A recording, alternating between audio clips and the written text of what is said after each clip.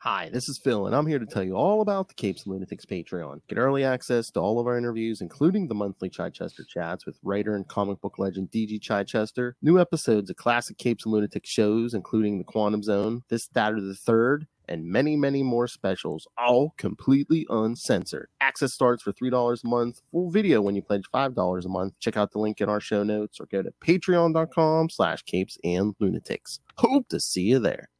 Recording has started.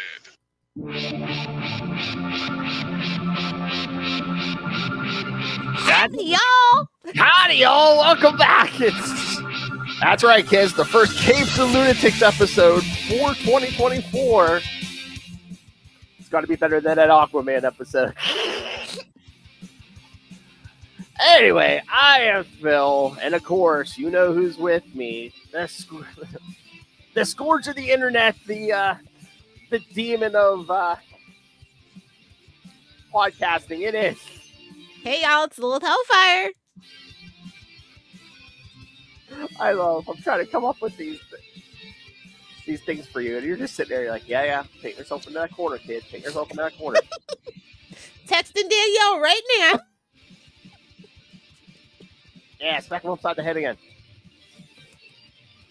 Alrighty, so. But yeah, I mean, that Aquaman episode, I mean, that was a bear for us, but I mean, it's getting some views on YouTube, so if nothing else, it's cute. I think we were the kindest review I've seen of it, honestly. Probably. I just wanted more for the character. Yeah. I mean, why wanted it for all these DC characters? That's why I'm not pushing too hard for a Nightwing movie. I'm like, I told you that. I was like, babes, not even a TV show. Don't even worry about it. I wouldn't want them to make their half-assed attempt at this point. I mean, he got his own show technically in Titans, but it was okay. It's just not what I really wanted. Titans, it was. I want like an actual Nightwing show. I feel like the Teen Titans have always kind of helped. Like it helped him become who he needed to be, but like we don't need all that unless we're specifically doing the George Perez run. And again, some of the writing, a lot of those seasons, it was good, and then all of a sudden, by the end of the season, they made some bad decisions. Like, oh yeah, he's just going to get. That's just TV in general. I know, he's just going to get himself thrown in prison for some reason. It's like, oh god. Like, who are you, Daredevil? Oh. You're not locked in here. I'm not locked in here with you. You're locked in here with me. The Lilith Hellfire method. Exactly. All right. So, yes, I wanted to start off the year with, one of our classic new comic reviews. Oh, yeah. We haven't done that in a really long time. So I was looking forward to it. All right. Originally, we were going to do talk about Gang War, and I do want to start off with Gang War because just to remind you guys about what's going on. It's like, Tombstone's daughter's wedding. It's like a whole thing. And now plus the anti-vigilante laws from the other thing that we were doing, that other crossover event with Daredevil. Except for somehow this is like all Spider-Man related, whatever. Well, again, it's like, oh, let's tie it. We learned nothing from the Spider-Man Beyond thing. Like, let's not. I thought the Daredevil crossover stuff was a little bit more well done. So I was kind of disappointed to see that we swung it back to Spider-Man. Well, it's kind of like with the Daredevil thing. It didn't have to focus. Everything didn't have to focus on Daredevil. He didn't have to show up in every book. It's like seems like all these crossovers, Spider-Man has to show up in everyone's book, or at least all in or something. And it's like we got other fish to fry with Amazing Spider-Man specifically. So, and it's gonna go through what 37 through 44, right? Something like that. The main book, and then we had the Gang War First Strike one, the Amazing Spider-Man Gang War First Strike. Yeah, it's going through Miles Morales now. Yeah. Oh, what did you think? Because we kind of got robbed during that Daredevil crossover. We finally got a Luke Cage series. Yeah, the Gang War #1, and then it's got like 3 more issues, right? Something like that. Yeah. This is like 1 through 4. So yeah, I was really excited about the Luke Cage one for sure. But again, I know it's the nature of superhero comics, but I'm just like, okay, so this guy in a mask, this super strong, invulnerable black guy shows up in this mask, and no one thinks to say, is that Luke Cage, the mayor? Unless are we doing the Batman method, where it's just like, okay, everybody's face blind. It's fine. We don't know who you are. You know what though? Honestly, like when people say, like when people take their glasses off and get bangs and stuff, like that Zoe Deschanel meme. Mm-hmm. Yep. It's true. Like most people, just especially New Yorkers. Listen, one thing I don't even fault New Yorkers. They're gonna mind their business, even if they know something. If they see something, they ain't saying nothing. Well, especially despite what all those posters say in New York, they ain't saying nothing. Well, especially if the guy saves your life too, you're gonna be like, exactly. It's like, you know, if a black man wants to put his life on the line for me, who am I to stop him? God bless him. Especially if he's like lifting a burning car off of you or something. It's like, oh yeah, I can put this back. No. I thought a dead person said something. Yeah. So it's just like I can kind of just, you know, go right over that. But the fact that Luke Cage keeps getting tied to Danny Rand, like I'm just over it. Yeah. And he also gets his own tie-in for some reason. He doesn't with the Deadly Hands of Kung Fu, Gang War 1 through 3. Like that's not a freaking. That's not him. That's Shang-Chi. Oh, okay, better. Yeah, because the first issue just. Why is that? Also, why is Shang-Chi there? Well, because MCU. Okay. That's what it is. It's because again, he has those rings he has in the movies. I'm just like, I mean, it's better than. Is it for the toys and stuff? Because I'm like, remember back in the day when Shang-Chi was just like a martial artist? Yeah, I do actually. Yeah, I'm just like, well, you know, that's fine. Oh, thank God! I really thought that was gonna be another Danny Rand. That saves it for me. Thank you for letting me know that. Yeah, but like the fact that he showed up in Luke Cage Gang War, I'm like, no, go away, Danny. Nobody likes you. Go away. He's not even technically the Iron Fist at this point, because yeah. I was like, they're trying to give him back the power. Boo. Just like his girlfriend, or you know, it's like, oh yeah, we gotta have Danny Rand in here. That in and of itself is a problem, but that, again, none of my business. And then they drag, like you said, they dragged poor Miles Morales. But the thing that I think I was most excited for was Spider-Woman and Daredevil Gang War. I think those have been the best ones so far for me. I'm very nervous with that whole jackpot thing. I was just like, oh yeah, that's coming in, yeah. Yeah, next 2 weeks, something like that. Yeah, the 17th. Yeah.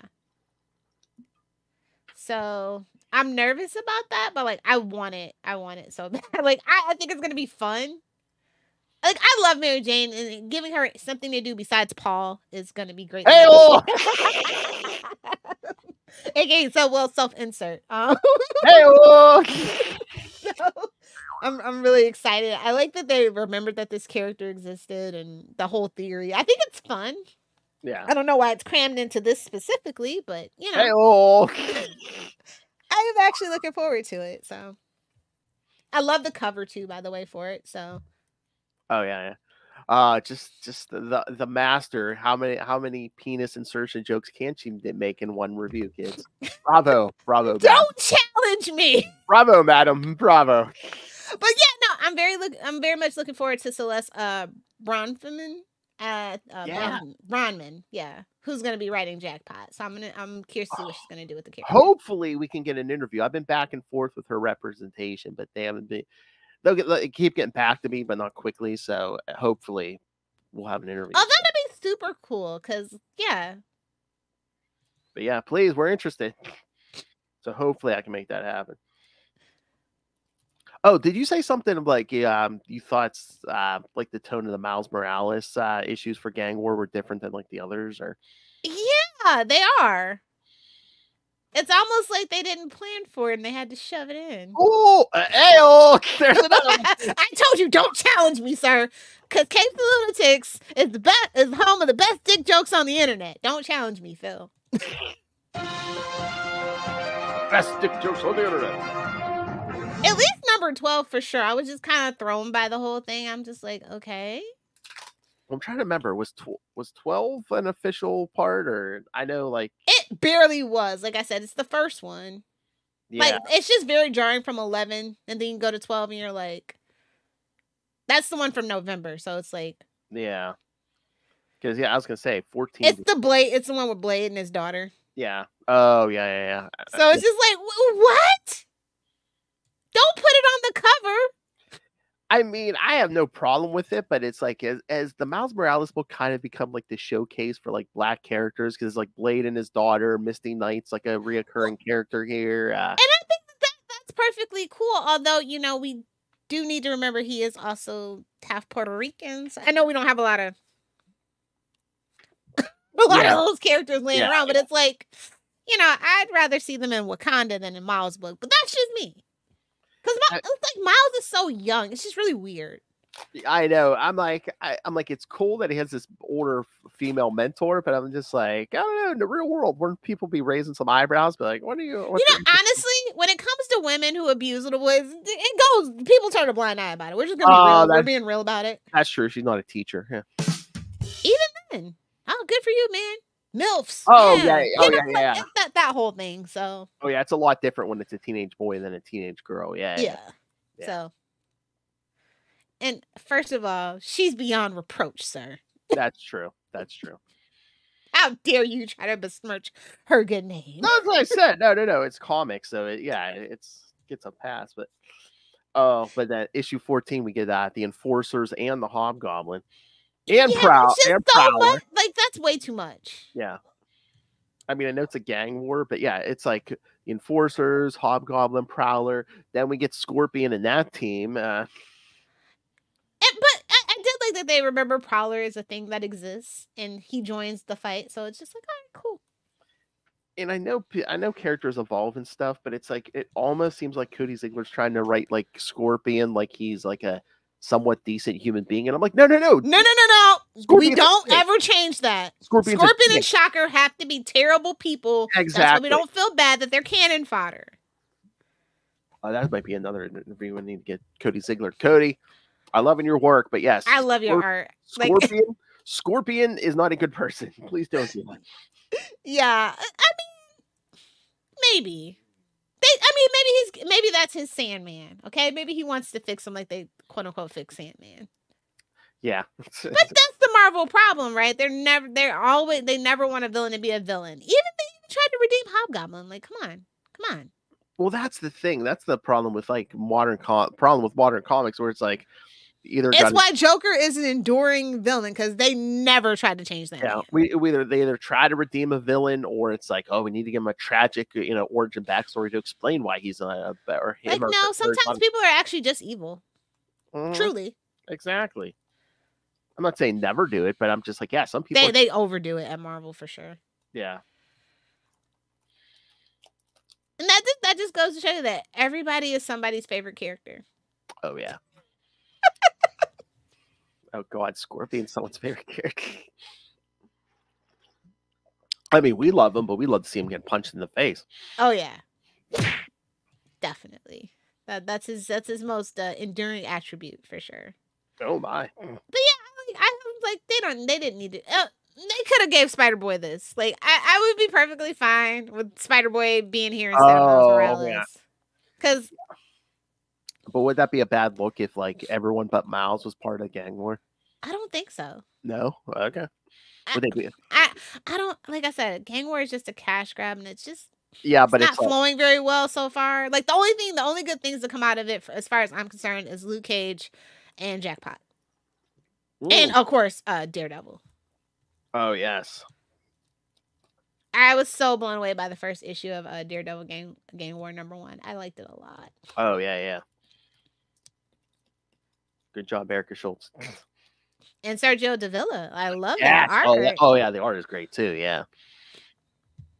Again, that needs to be an ongoing. I really think that it's selling well, so I think we are definitely going to get an Elektra book. Plus her other books, the Black, White, and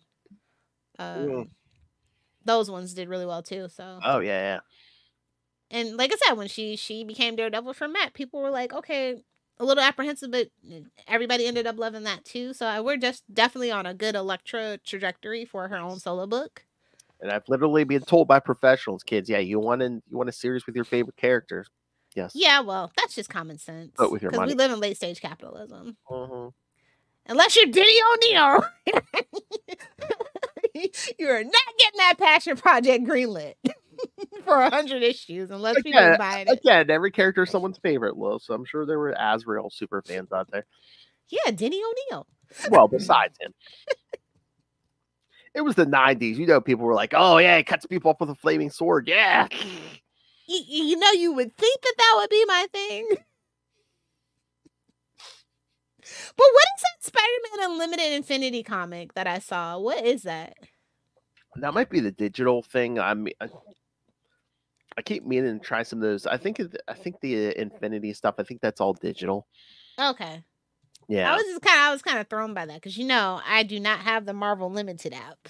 Yeah. Nor do I have the DC Finite app anymore. I think that's like again, I really haven't read them. I've been meaning to, but I think they try to give you like extra, you know, content for your money. So they put like these digital comics on the app. So. Okay. Well, if it actually ties into the story, I guess I'm gonna have to figure it out. Oh, does it? And they have it on the list. It's officially on the list. So. Okay, then that might be digital. Oh, yeah, it's Spider-Man Unlimited Infinity comic number 19. It's like the last of the tie-ins. Oh, okay. I don't see it on this checklist. Oh, I see it. I saw it somewhere. Okay. Well, that's what I'm saying. I mean, if it's an integral part, they should put it on the. Maybe it's not integral at all. Maybe it's just all the extras, bloopers or something. Bloopers. I don't know. I don't know what they do over there. I'm surprised though if it's digital though. But it's coming out on the 9th of January. So okay, I'm surprised they don't put it on the paper checklist though too. So they're like, oh, you know, if you want the whole story, it might not be. Maybe I think I saw it on Diamond though. So I wonder if it's just shipping. But the last thing on this list, which is the only book in March, is Daredevil Gang War. So does the whole thing end in Daredevil Gang War? I think so. Okay. I'm just surprised they didn't give it to the Amazing 44 is the one. Well, again, Spider-Man's got a lot to deal with. Well, supposedly it's a Spider-Man event, so I was just like, oh yeah. Like I said, it's just because that's their most popular character. They went and drug him into it, yeah. But also Spider-Woman's a good thing that came out of this. The Return of Spider-Woman. Yes. Those books have been great, but they're like, I know, and I definitely think they're having a hard time balancing the gang war stuff and like also having to put her back into continuity. Like I know that's like been and starting a brand new series, yeah. Yeah, that was kind of weird, but like but I think that's the best chance to get the most eyes on the character too. Oh, yeah. To set her up for success going forward after this event. So I totally get it from a business standpoint, but as a fan, and a writer, it has to be very frustrating.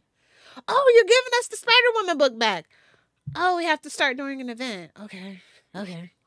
Oh, and that thing that we did, the thing that she did to her by writing out, we have to address that too. And her kids are missing. Okay. Yeah, there's a lot of baggage. Yeah. Yeah. But I'm just happy to have Jessica back. So, but yeah, like I said, the Deadly Hands of Kung Fu is Shang-Chi. So okay, cool beans. Yeah. Can we just listen? No offense to Danny Rand fans, all 5 of you, but sorry, Connor. Yeah, sorry, Connor. I'm so sorry. Can we just get rid of him? Like, can he just go drowned on a boat or something? Or I mean, they've literally given the Iron Fist to another character. So I think... like, why are you still? What are you doing here? Like, why are you trying to cling on to Luke Cage? Get out of here, Danny. Well, I think that's the problem in a lot of writers' eyes. You know, they see them as like a package deal. So because they had that book. He ain't heavy. He's my brother. I know. But like, he's kind of useless now. So it's like, you can go. I know.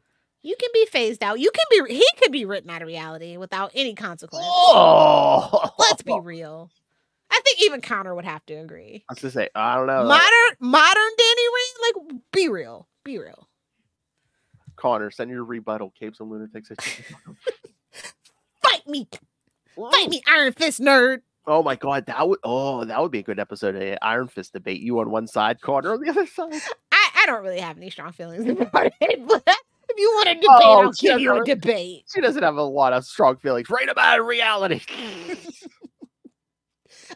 he's useless, if he's baggage, cut it loose. That is my 2024 mantra. If it doesn't bring you joy, get it out of there. Hey, oh. if it doesn't bring Like I you said, joy. I'm like, look, the big two.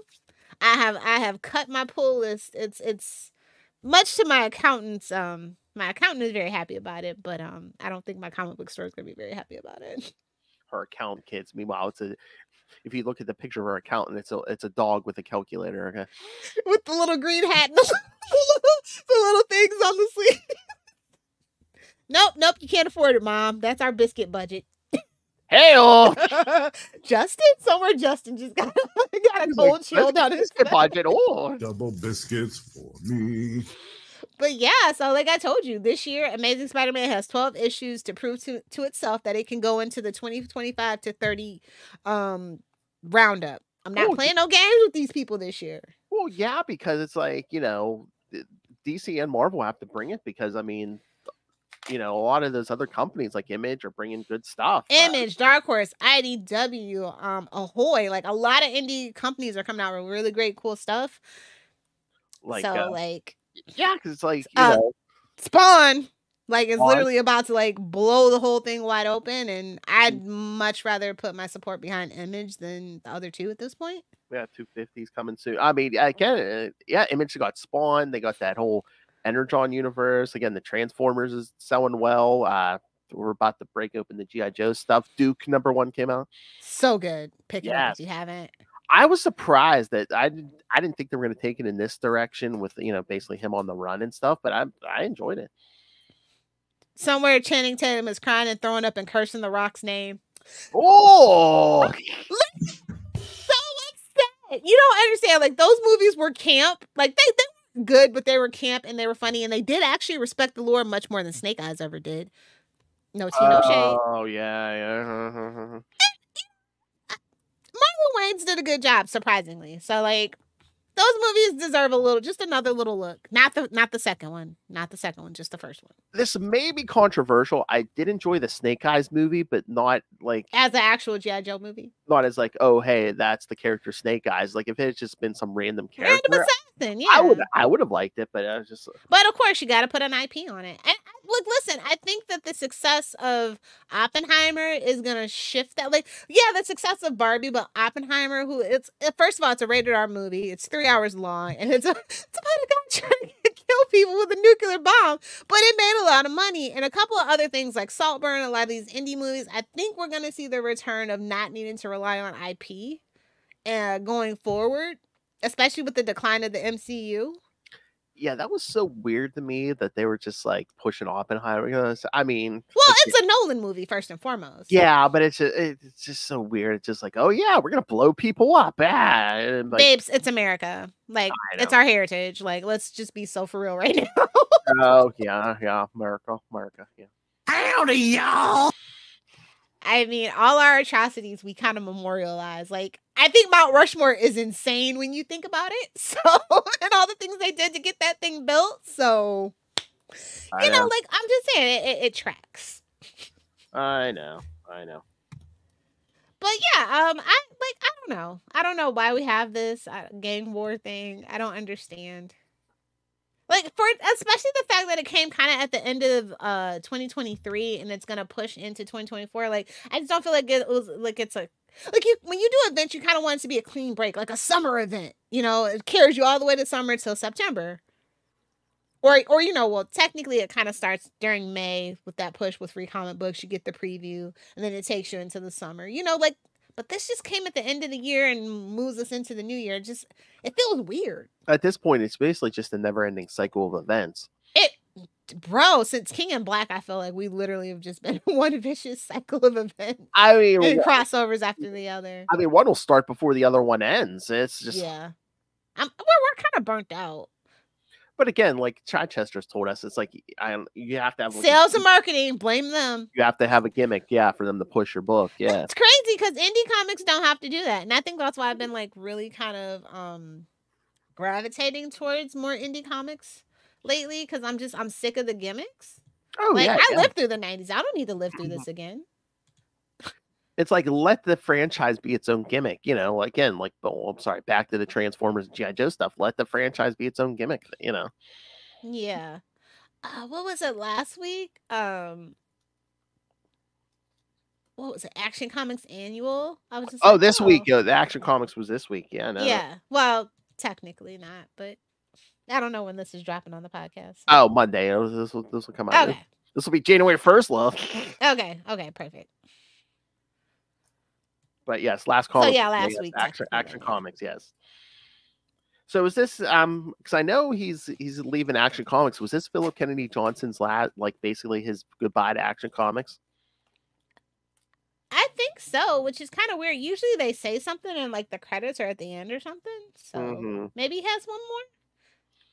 That's at print, maybe like the next issue or something. Oh, maybe because this basically seemed like his his. It's farewell for sure, but yeah. What the hell was that Batman Santa Claus Silent Night garbage? I haven't been reading that. I didn't know if you picked that up or not. I was perusing the shelves and I saw it. And I was like, number 3? It wasn't a one shot. You know what? I think it was like a weekly miniseries, maybe for December, maybe or.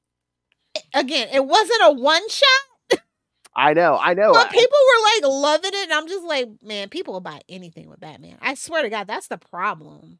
People will literally buy anything with Batman on it. I mean, literally, I was in your camp. I was just like, I'm like, wait a minute, this was it? I saw number 2. I'm like, wait, this isn't a one shot. What the F? I don't even know what to do anymore.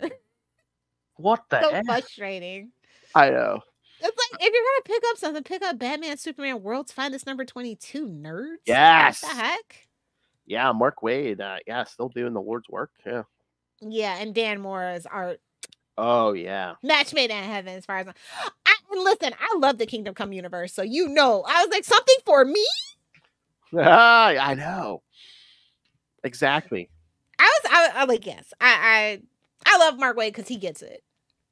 He gets it. Matter of fact, he defined what it is, actually. So yeah. I don't know how they do it, dude. I know. Well, again, it's basically, I know Mark Waid, he didn't want to say it. It's in the old continuity, he basically wanted to say it's time. It's timeless. It is timeless. Yeah. Like, you don't have to worry about anything. You can just vibe and read this, and it feels like the Batman and Superman, at least for probably me and you, at least, like the ones that we grew up with. Mm-hmm. Exactly. And Batman's not a dick to Superman and stuff. And yeah, we don't have that Frank Miller effect. You're welcome, Justin. Oh yeah, the Frank Miller effect. Yeah. Your mother's a whore. Don't worry, kids. That's not going anywhere in 2024. Yeah, and I also like that. Mark Waid is very well read, so it's giving Chichester where they kind of throw those obscure little facts in. So in this case, it's like obscure religious mythology and ideology. I was like, oh, I see you. Yeah, and he has such a vast knowledge of DC Comics history. So yeah, super cool. All right. Hey, have you been reading The Flash? I'm not caught up. Oh, I read Jay Garrick, The Flash #3. Oh, yeah, you probably been enjoying that, right? Yeah, I've been enjoying that a lot. Shout out to Jeremy Adams and Diego Orlatugi, who is the artist. But it's Judy Garrick, actually. So yes, yeah. That they did in issue 3, and I was just, that's so cute. And it was Dr. Element. Listen, I'm a golden age girly. Like, these are the characters that I fell in love with. I really love them. But Silver Age is the best age. Flat out, period. Yeah. But Golden Age is so quirky and corny and cheesy, and it's the basis where all the tropes come from. So I really do enjoy reading them. And it's just so cute. Oh yeah, Jeremy Adams is doing good work. I mean, he was on Wally's book. Yeah, now he's writing the Jay Garrick book and the main Green Lantern book. So yeah, he's doing. Yeah, it's really cute. If you need just a throwback where everything's not dark and gritty and depressing, it's a really cute book. I like it a lot. Exactly. But what's the main Flash book up to? Number 4 came out this week, this last comic book day. Number 4. Oh, you mean what is going on? Yeah. Cy Spurrier's doing this weird science fiction-y, almost like horror science fiction, with the Speed Force and stuff. Wally's discovering all this new stuff about the Speed Force that no one understands. I saw the cover and I was just like, yeah, I don't know what's going on. I mean, there's been weird alien beings coming out of the Speed Force, and there's different. I think my comic book, the person I was talking about, they said that the Folding Man was in it. I think, yeah, was it last issue? Yeah, yeah. And Mirror Master was number 4. And that piqued my interest, but yeah, the Mirror Master was in this, and this one we kind of got. Not only was Wally like messing with the Speed Force, but we got Wally's daughter Irie and Jesse Quick in this. Okay. They were kind of fighting the Mirror Master in this. So they just like kind of are they just trying to do like more of like the Flash family as a whole, as opposed to like focusing on any one Flash? I mean, yeah, all these books they've been kind of like working with everyone has shown up in this series so far. I mean, Max Mercury was in an issue. Okay, I think I will get caught up then. Like I'm actually kind of like, that's the thing about the Flash that I've kind of been like disappointed about in more recent times, is like we have this huge whole Flash family. Like they're one of the best like superhero families, and like we don't get to see them together enough because they can literally reach through time to see each other and stuff like that. And like I feel like that was just so poorly underutilized, which is why I think a lot of people like the Flash TV show, because we kind of touched on that at first and then we kind of disregarded it. But like I think that's really what made like season 1 and 2 kind of cool about the Flash, and I kind of was bummed that the comic book wasn't reflecting that. Oh yeah. And then the way that the Flash ended, it was like, okay, cool, like hopeful, like we see the future of the Flash family, and we'll probably pick that back up sometime. And there's like and it's almost like, I don't know if it's like a mystery, but it seems like they even had little things with Barry, but it seems like, I don't know if Barry's just depressed that he's not the Flash anymore, or something's like going on with the Speed Force. But I don't like that interpretation, actually. I think he's happy to share the Speed Force and his knowledge. Oh yeah, but they're kind of playing it. I don't know if there's like an actual problem with the Speed Force or something, because Barry almost seemed he is the sort, yeah. Well, yeah, so that is his burden to bear for sure. Yes. Oh, you did mention Action Comics. You still reading Power Girl? I am, actually, surprisingly. Not as bad. It's just like she can get like, this is the thing about Power Girl that I felt bad about. Like the fans know that Power Girl will get lost in the shuffle, because like action has been really good. Like the Superman stuff's actually been really good lately. Yeah, and I feel like people only kind of like fall to like Power Girl and Supergirl when like Superman's not doing so great. But like Leah Williams is killing it. Yeah, I know. Like some of the previous issues, I was like, I don't know. It seems like they've kind of like de-aged Power Girl, or like set her back. But no, I read 4. I liked 4. Yeah, I think they were just trying to find their footing in this and the setting, the story that they want to tell, I guess. And it kind of took them a little bit longer than usual, but like they're building a solid rogues gallery for her. They're making her more complex. She's not just a pair of boobs with a lack of an S on her chest. You know what I mean? Which is how most people see Power Girl. And I really appreciate it. Like I said, like, listen, anybody can write any character, but it is just something about a woman writing a female character that has been historically written by men and not in the best light. And like really actually trying to like give her a personality and motivations. Yeah, I can't remember. I can't remember what my thing was with like issue 3 maybe, but like I read 4. I'm like, yeah, I'm back on. Yeah, I'm on board still. Yeah. And the art is very tasteful. Yeah. But like trapped in the time machine, I was like, that cover like kind of scared me, and I was just like, I don't know what's going on, but like it's symbiote, and I'm just like, oh, okay. Oh yeah, kind of giving you like the movie. It's dark, definitely darker than a Superman story, which I can appreciate. Oh yeah, definitely. I like the tone a lot of the book, so. Oh yeah, good stuff. Good. Like I said, I hesitated for a little bit, but I was like, nah, no, I'm here. You know what book is pissing me off? No Tino Shade to Joshua Williamson. Green Arrow #7. Oh yeah, because it's. So did this is this fully an ongoing, or did they just give it like 6 more issues? They said it was supposed to be an ongoing. Okay. But we'll see how that goes. Yeah. I guess the sales have been good, but like it took so long to get here. I'm so pissed off. Like you could have just done this in the first issue. Why the fuck was he? I know. I guess he wanted a time and space adventure. I don't know. Boo! That is not, just like Batman, that is not Green Arrow's thing, babes. Unless he's with the Justice League, that is not his thing. So not where he belongs. So this literally should have been issue 1. That is my only gripe. So is Green Arrow becoming Batman, or it's just like, oh yeah, I got to keep an eye on all my friends? Yeah. Listen, in some way, shape, or form, literally, Green Arrow has always been just Green Batman. So. Yeah, true. I mean, that's literally why he was invented. So makes even poorer life decisions. And that's like, we all all know Batman's a conservative, where Oliver grows to be a liberal. You know, Yeah, especially yeah. after he loses his money. Being poor and liberal. Imagine that. Oh, burn. Anyway, but yeah, that's just like the generic shallow take on it. But like, yeah, it just like it was like this could have been issue 1. That is my only gripe. This is so good. And what did you feel about that last page, the Kevin Smith of it all? Hey, he listen, you gotta pay homage, and like that's the thing that has really been missing. Like I said, like, you know, I like the Kevin Smith stuff for the most part. Is it in retrospect, like reading Frank Miller, it's like, ooh, this man's got a lot of issues with women, yes, but it's still a part of the history, and I thought he added some good enduring things. Like I like Mia. Yeah. I think that was a great addition to the Green Arrow family, especially because, you know, he does eventually go on to have a daughter, but like also, you know, Roy, like his whole dynamic with Roy is different than his Roy with Mia. Yeah. So I can appreciate both those takes. It's not like outside of Batman, I don't think most people get the chance to have like different, like, you know what I mean, like different kind of sidekicks. Oh yeah. Like literally, Batman is probably the only person that I can think of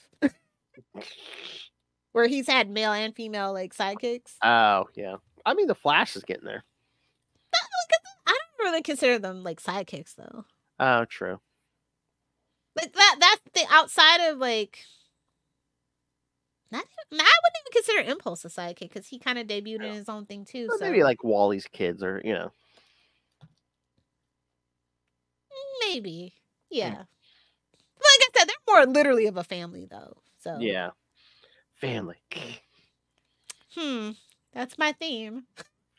Family and going fast. Oh yeah, you should be reading the Flash.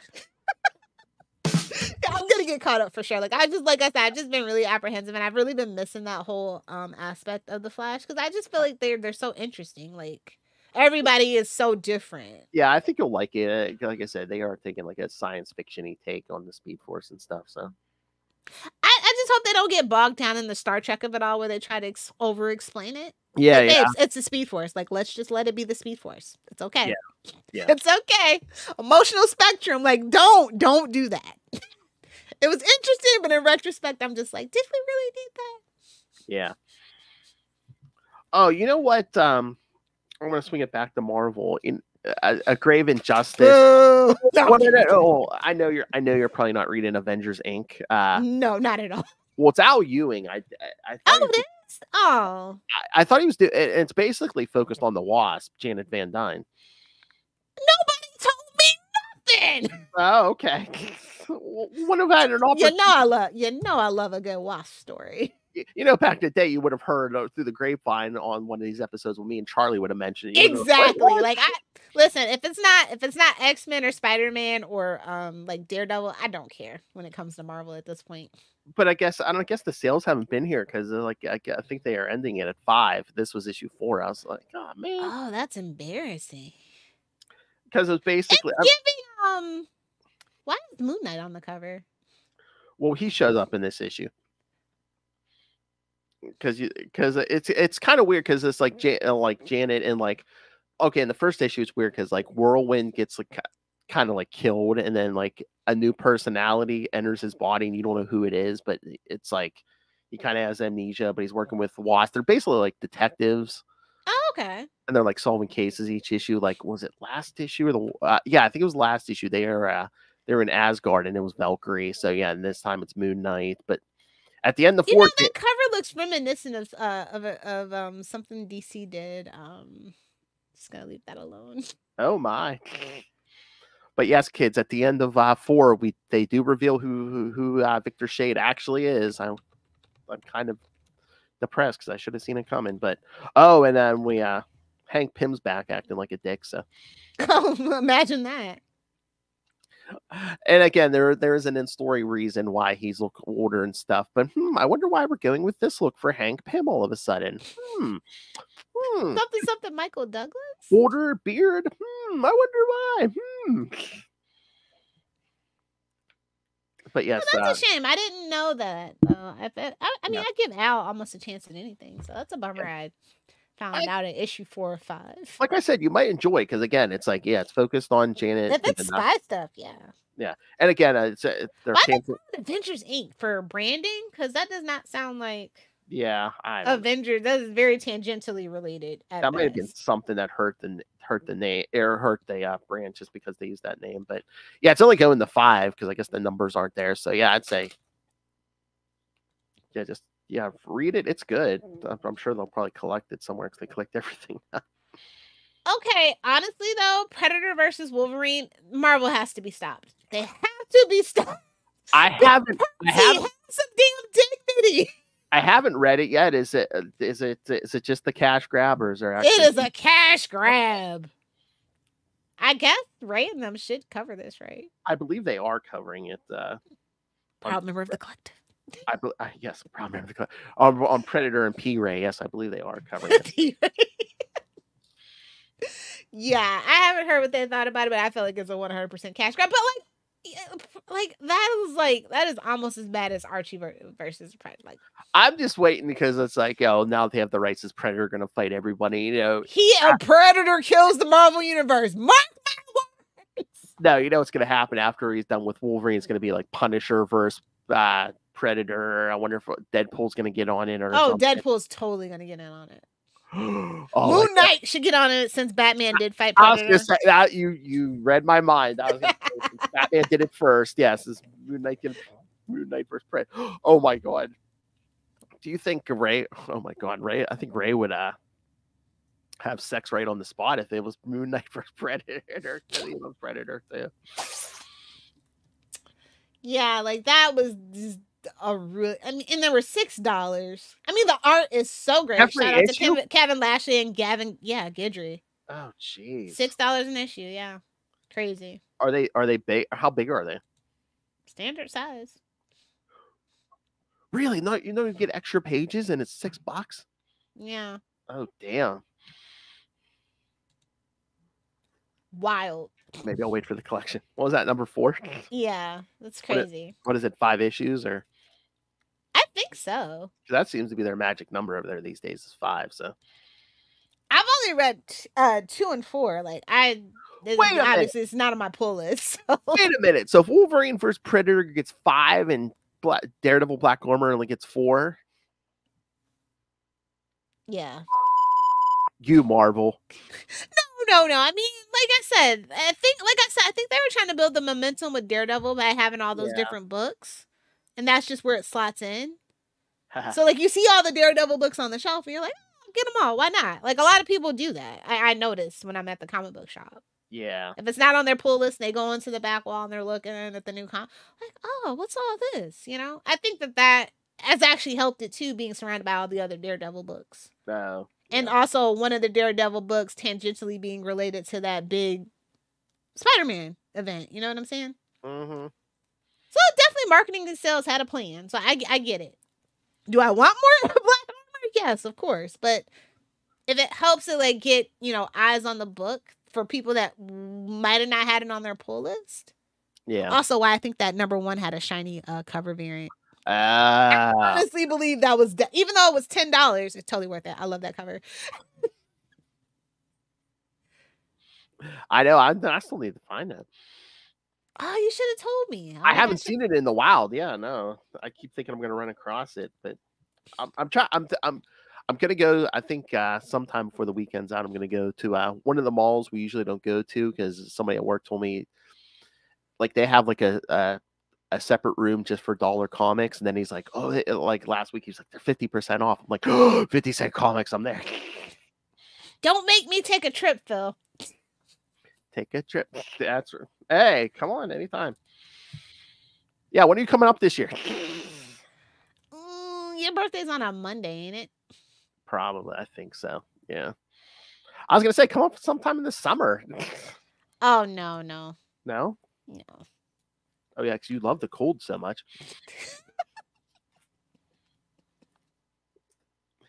We'll see. I'll have to look at it. I'll have to look at the schedule. Oh, it's like the sun at its full At its full peak? Are you crazy? No, thank you. That's right. Winter is my season, my friend. That's right. Countess Dracula will melt. Jeez. If it weren't so damn cold, winter would be her favorite season, kids. I mean, between Florida and Mexico, it's fine here. I mean, it's still actually kind of cold, like 55 degrees. It was 55 degrees in Chicago on Christmas, allegedly. So. Oh, it was close to 60 here on Christmas. We're done for, boys. I know. Get up. Back it up. I know, it was so weird. It was so funny because the Tuesday before, the week before, it snowed, and then like Christmas Day was 60. Our goose is cooked, but anyway, literally. Like what is Battleworld? What is going on with the Secret Wars thing? What is it? Is this cash grabby? Is this new? What's going on here? I mean, it takes place during the original Secret War, but it's kind of off to the side of the main story. I mean, so far it's been like Spider-Man in his black suit and Johnny. You don't say. And Johnny Storm. They're basically bringing in. I mean, I was trying to figure the formula, but I figured it out because we get like some new villains we didn't see in the original. Well, the Absorbing Man was there, but the rest of them weren't. Yeah. Okay. But I'm trying to figure out the formula. But you know what it is? When they made the figures for Secret Wars back in the 80s, they had figures that didn't show up in the story. So yeah, these are the guys I think they made figures for. Yeah, because like if you wait long enough, the plot resolves itself. Because they did that on the hero side too. Because Spider-Man and Johnny Storm run into Iceman, Daredevil, and Falcon. Wow. Yeah. OG Falcon, nice. Well, yeah. Well, again, this takes place during the 80s Secret Wars, so yeah. And again, I love that costume. I don't care what anybody says. What, Falcon? Yeah. Yeah, I like that one. I don't like the new one. Oh, the Captain America one. Yeah. Yeah, it's gaudy. Listen, the American flag is gaudy. I don't know. All flags are gaudy because that's what they're meant to be. So it's just like, ooh, I don't like the wings. The wings do nothing for it. It's exactly. It's like, are you an eagle now? Should we call you an eagle or? But I mean, if you like Spider-Man from back in this era, it is written by DeFalco. So is the Baloney Factory there? No Ron Friends, but it's Pat Olive doing the pencils. So okay, yeah, I'll pass. I'm glad I made the right decision. Like I'm already doing the cash grab stuff. So again, if you love that era, and especially if you want the full story of Secret Wars. But I love they did go with like the old cover design because again we get our corner boxes we love. Phil just and then number 2 in a 4 his pants and it's number 2 in a 4-issue limited series. How dare you tell these people what happened? What the? Are you reading Timeless? It's also by Colin Kelly. They are busy. And Jackson Lansing, like, holy shnikes, they are busy. I haven't read it. I think it's a one-shot because I think they did that last year too, Marvel, where they kind of tease stuff that's coming up. That boy, it has not been a good year for Marvel. Because that's what this one is. It's Moon Knight and Power Man or whatever. Oh, okay. But yeah, that's where they do the terror tease, right? Yeah. Yeah. $7, by the way. Oh. Like they were off the. I'm like, babes, it is the day after Christmas. What are you doing? Nobody's got this kind of money. I know. I mean this week it was big, and then I think my guy said next week is going to be small. So. Yeah, it was really. Yeah, there's a lot of Star Wars stuff for Marvel. Well, again, it was the last Wednesday of the year, so I think anything they try to get whatever if anything's late or they try to pump everything out for the end of the year. Yeah. Why? How is X-Force almost at 50? By the way, that is like the only Krakoa era book that's like, what is going on? Even the main Who is reading that? I mean, I'm reading it, but I'm just. Yeah, that is the only X book in the Krakoa era to do that. That's crazy. Even the main X-Men book can't do that. Yeah, we know. Shout out to Ben Percy for holding it down again. So are you reading any of the Fall of X stuff?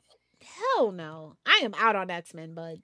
Well, I mean, it's coming to an end because yeah, I'm just gonna wait. I'm gonna wait for the reboot. They already teased. I mean, did you see that classic logo? They're like, oh, what is it, like May or June or something? I'm like, oh, we're going back to status quo before a certain animated series comes out. Exactly. Get out of town. Shut the front door. Yeah.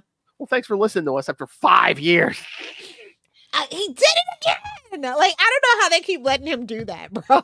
Like, I'm just like, he did it to us again.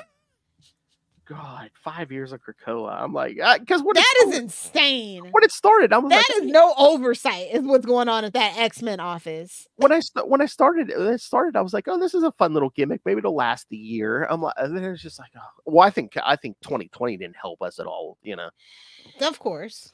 Yeah. It's giving Clone Saga. Well, it did. It was literally the Clone Saga thing, because I think he had literally. He had a beginning, middle, and end planned out, and then once they got to the middle, they're like, no, just keep it going. It's like, we don't know what we want to do with the X-Men in the MCU. Well, we don't know what the MCU is going to do, so we're going to wait and see. Yeah. But oh god, but I guess I don't know. Last week, did you read original X-Men #1? I did. Oh, what did you think? That's okay. Again, nothing's wowing me at this point. If I'm being honest, we're gonna pluck the original X-Men out of time again.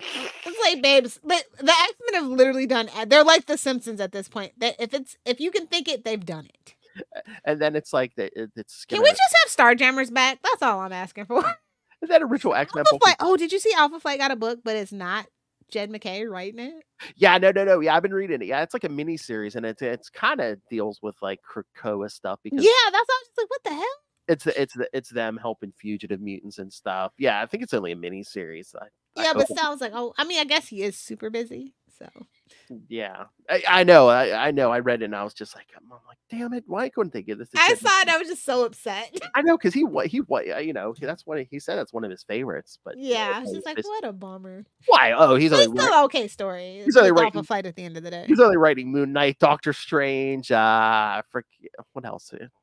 A lot of stuff. Yeah.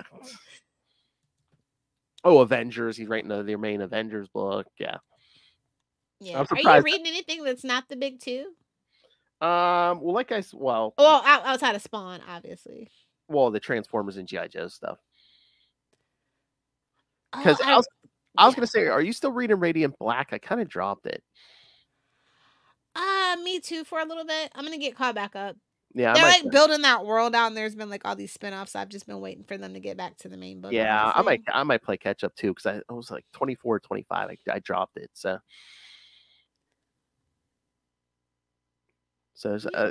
because something's going on there, because it's like I think they went 25, 26, and then I think they did like a 26.5. So I don't know what the hell's going on over there. Like I said, they're taking a break to build out the rest of the world, because remember we had those other color spinoffs. Yeah. So yeah. Oh, a different spectrum of colors, eh? It's giving Power Rangers and Green Lanterns. Yes, sir. Yes. Oh, hey. It's just a trope.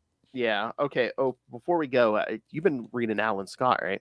Yes, of course. Yeah. What have you been enjoying that? I have. I think it's very amazing. I was a little apprehensive because I wasn't really familiar with the people writing it, but they teamed him up with the Spectre, so it's like yes, oh, yeah, thank you. Something for I think this might be my year, guys. They're tapped into what I want. It's so crazy. I know the big two. It's like there's a little pirate story now. There is like what? I think it's kind of like, okay, well, Charlie's gone. Now we have to pander to Lilith. It surprised me. I was like, oh, okay. Yeah, this has been really great. It's very noir and pulp and camp. I enjoy it. And it goes with the figure that you got me for my birthday. Oh, yes. Yes. So. Yeah, no, it's interesting. It's something different that they haven't done with the character before. I think this is going to make Alan Scott some people's favorite Green Lantern. I think he deserved to be revisited, because I feel like that old origin is terrible. Well, yeah, too. And again, it's like, I mean, have we redone the origins a lot since his 1940 debut? So, yeah. So, and I mean, it was time to come back to this. Yeah, definitely a well that is worth going to, for sure. I hope a lot of people find it interesting. Mm-hmm. Oh, yeah. I mean, it's a good time to be a Green Lantern fan. They got the main book, the John Stewart book. Yeah, John's finally got his book again. War Journal, No offense to Frank Castle, but Green Lantern War Journal. Nice.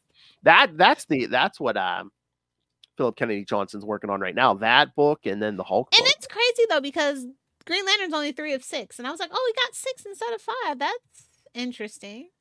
Oh yeah, I was gonna say, is that still a mini series? Because they're probably after the 6th, they'll probably try to find a way to revisit it. Like, DC is kind of in chaos and shambles right now. Because it was so weird because originally that was supposed to be an ongoing along with the regular Green Lantern book. Then they threw John in a backup in the main Green Lantern book. Then they spun that back up into this 6 issue. Yeah, like I said, they need to figure out what they're going to do with that. But I feel like they should at least give Alan Scott some backups in the JSA book. Oh, yeah, definitely. I think if they don't want to make this a continuing ongoing, I think this probably surprised them and everybody out of all the books that they were doing. I mean, I'd be here for all 3 of those being ongoing. So I mean, it's But nice is it sustainable? You have to think about that. Is that actually sustainable? Well, like I think about it from a business perspective at this point now. It's like Jon Stewart has his fans, obviously, like a big swath of the fandom at this point. Is there room for Alan and an ongoing? Maybe some like I said, backup stories in the JSA would be really cool. Like everybody gets a rotation of like whatever cool story that focuses on them, kind of like how we used to do the Justice Society book.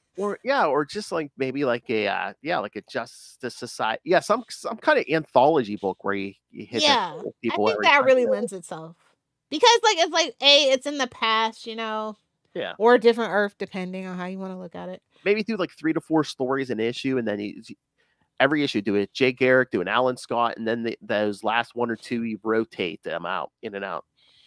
Like who? I'm gonna need a Zatanna book, real quick. I wouldn't mind another actual Dr. Fate book. Oh yeah, before his tragedy.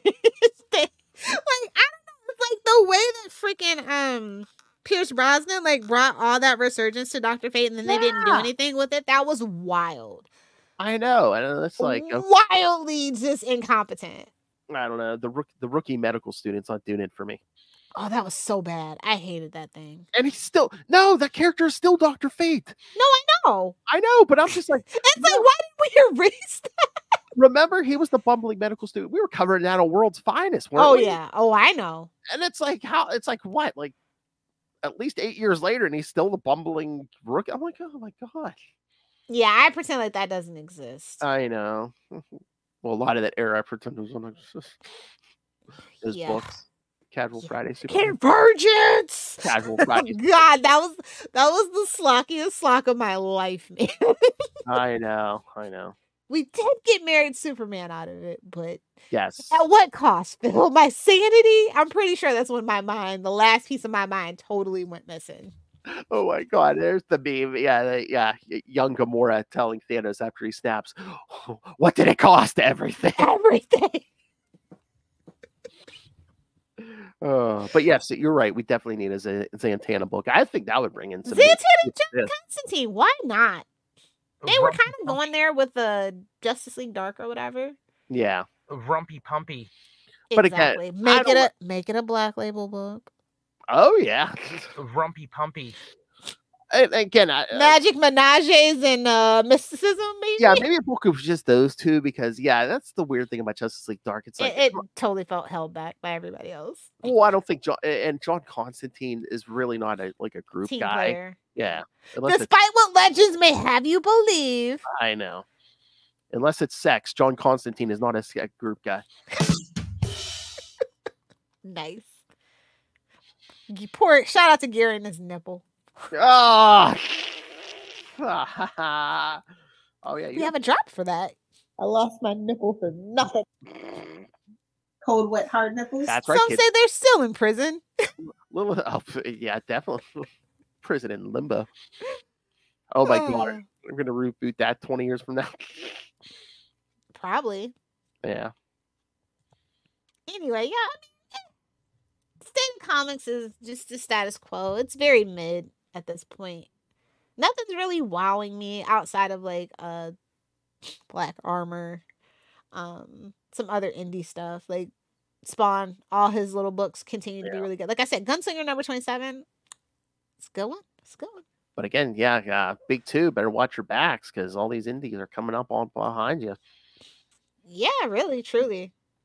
Just even IDW, just in the last that.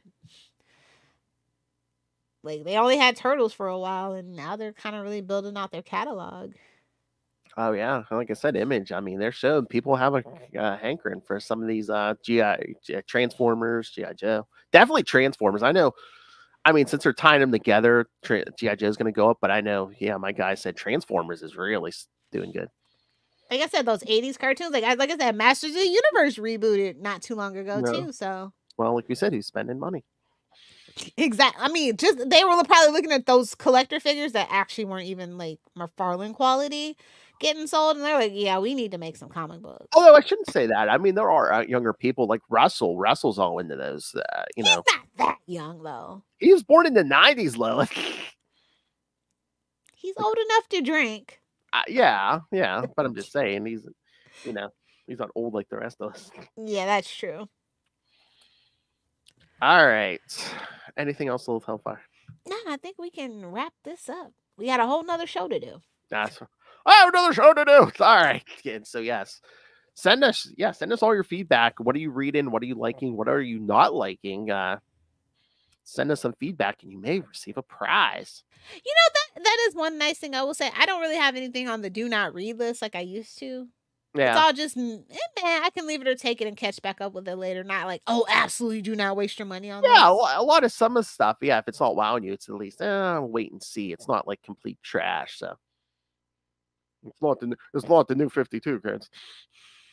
Exactly. It can always be worse. Remember, kids, it can always traumatized. Be worse. All right, so yeah, Casual Superman, Casual Friday Superman. So send us feedback, kids, and you may get a yes prize. All right. Yes. That's an actual real prize. All right. So, yes, send us your thoughts. Email us CapesandLunatics@gmail.com or call the voicemail 614-382-2737. That's 614-38-CAPES. And remember, you can find all things Capes and Lunatics, episodes, social media, merchandise. Again, get yourself some nifty t-shirts, cups, phone cases, stickers. There's all kinds of merch. And, of course, the Patreon. Again, it's such a grab bag. You never know what you're going to get. You're always pleasantly surprised every month. And, of course, in 2024, Lilith Hellfire will be and promises to be more vicious and brutal than ever. The Patreon. Dang, Skippy. The Patreon, her dating life. More vicious and brutal than ever. Much like social media, I'm on a break from boys. Oh, my. She looks like she was just working a stripper pole down at Divas. He's talking about 90s Wonder Woman. I know. Don't shock the monkey. All right, kids. So find everything all in one place. That's tubespace.io/Capes and Lunatics Podcast Network. That's tubespace.io/Capes and Lunatics Podcast Network. I love it. That's one of our patrons. Double biscuit. For me. Double biscuits for me. We're going back to the 90s here, bitch. Oh, that's got to be the Salty and Petty intro. I'm sorry. Oh, yeah. Anytime we do a 90s theme, that needs to be it. I'm trying to remember what else we were talking about. We said that it needs to be the intro. That's going to be the intro for a lot of things, I think. Anytime we cover 90s comics. Oh, Lord. Bird time. All right. And you can't get a hold of Lilith Hellfire, so suck it. Yeah, man. Just disconnect from social media. Go touch grass. It's good. It's nice. Nature's wonderful and healing. Go download our podcast and listen to it outside while you're touching grass, kid. Exactly. On YouTube or the podcast, or better yet, both. Phil's a greedy boy. My precious. But yeah, no, check out the YouTube videos because yes, some new graphics in the beginning of all these episodes.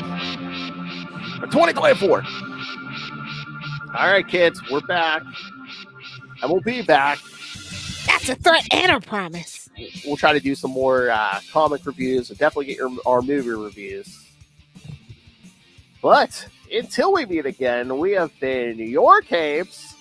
Ampersand Lunatics. We definitely need a third person, Phil. I know. We need some deep bass to give us a ampersand. Deep bass and a Dutch angle. That's what we're looking for. I need a deep bass biscuit lover to. Justin, how do you feel about showing your titties on camera? Strictly for the patrons, of course. Strictly for it's integral to this podcast. All right, kids. Join us next time, and remember, read more comics. They're not just for kids.